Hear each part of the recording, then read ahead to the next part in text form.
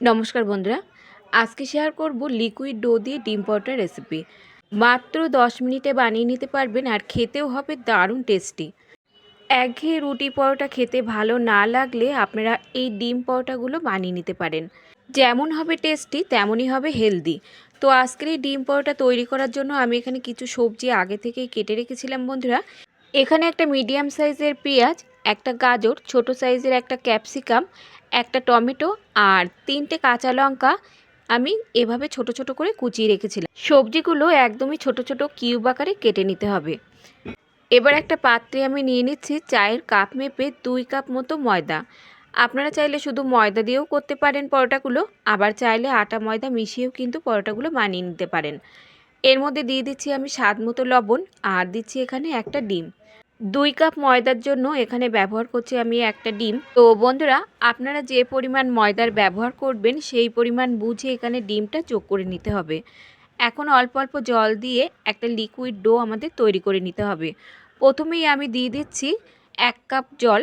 যে কাপ মেপে আমরা ময়দা নিয়েছিলাম সেই কাপ মেপেই দিচ্ছি এখানে 1 কাপ মতো জল। আর এই জলটা কিন্তু পুরোপুরি একেবারে দেওয়া যাবে না, এভাবে অল্প অল্প করে দিয়ে মিশিয়ে নিতে হবে। তাহলে দেখবেন ময়দার মধ্যে যে একটা দলা ভাব সেটা কিন্তু থাকবে না। দিয়ে দিলাম আমি আরও হাফ কাপ মতো জল। আবারও ভালোভাবে মিশিয়ে নেব। মিশিয়ে নেবার পর দিয়ে দিচ্ছি আমি এখানে হাফ কাপের একটু বেশি জল। তো মোট এখানে আমি জলের ব্যবহার করেছি 2 কাপ, আর হাফ কাপের থেকে সামান্য একটু কম। জল দিয়ে খুব ভালোভাবে ফেটিয়ে নিতে হবে যাতে ময়দার কোনো দলাভাব এর মধ্যে না থাকে। এখন আমি আপনাদের দেখিয়ে দিচ্ছি যে ব্যাটারটা কেমন হবে। খুব বেশি কিন্তু পাতলা হবে না, আবার খুব বেশি ঘন হবে না। ঠিক এরকমভাবেই কিন্তু ব্যাটারটাকে তৈরি করে নিতে হবে। তো দেখে নিশ্চয়ই বুঝতে পারছেন বন্ধুরা যে ব্যাটারের ঘনত্বটা কেমন হবে।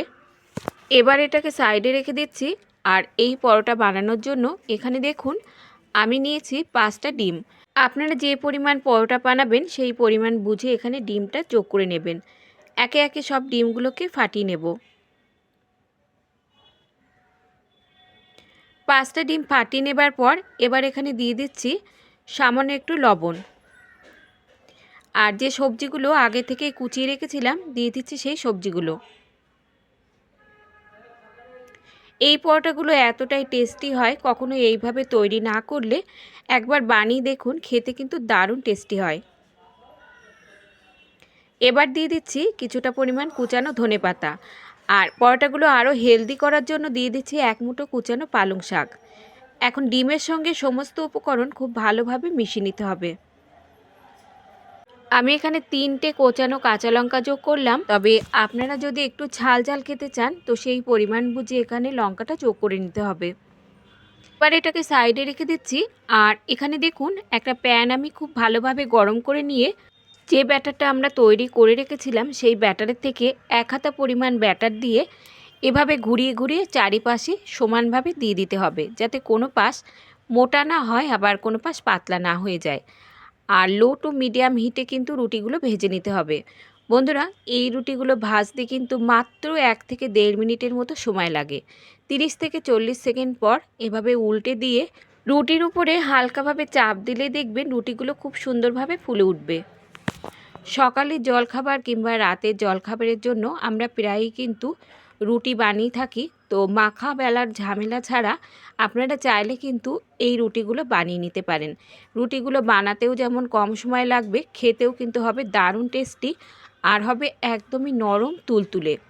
তবে যদি আপনারা শুধু রুটি তৈরি করেন সেক্ষেত্রে ডিম বাদ দিয়ে দুধ দিয়ে কিন্তু ব্যাটারটা তৈরি করে নিতে পারেন।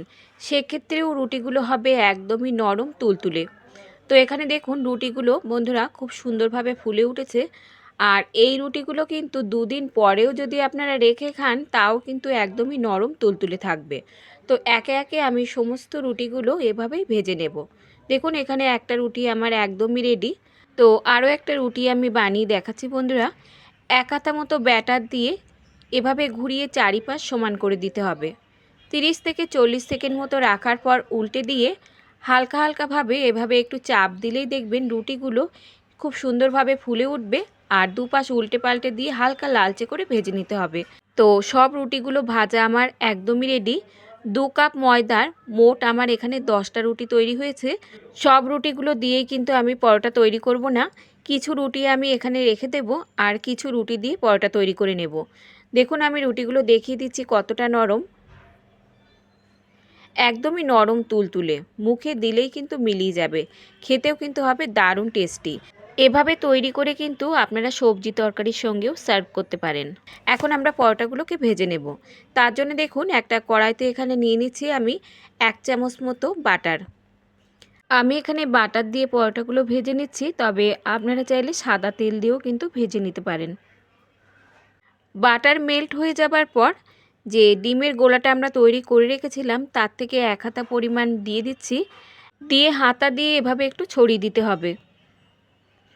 এবার যে রুটিগুলো আমরা তৈরি করে রেখেছিলাম সেই রুটির থেকে একটা রুটি এই গোলার ওপরে দিয়ে হাত দিয়ে একটু চেপে চেপে সেট করে দিতে হবে।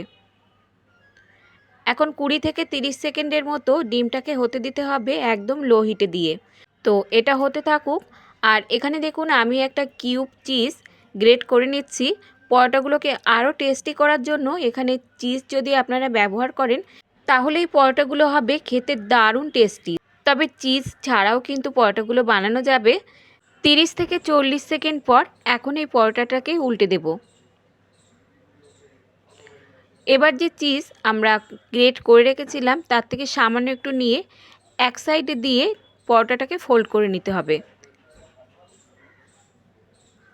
পরোটা ফোল্ড করে নিয়ে কিছুক্ষণ অপেক্ষা করলেই দেখবেন পরোটাটা ফুলে উঠবে আর উল্টে পাল্টে দিয়ে বেশ লালচে করে ভেজে নিতে হবে। আপনারা যদি একটু মচমচে করে বানাতে চান তো আরও একটু সামান্য বাটার দিয়ে আরও কিছুক্ষণ রেখে দেবেন, তাহলে দেখবেন পরোটাগুলো বেশ মুচমুচে হবে আর খেতেও দারুণ লাগবে। তো এখানে আমার পরোটা একটা ভাজা একদমই রেডি।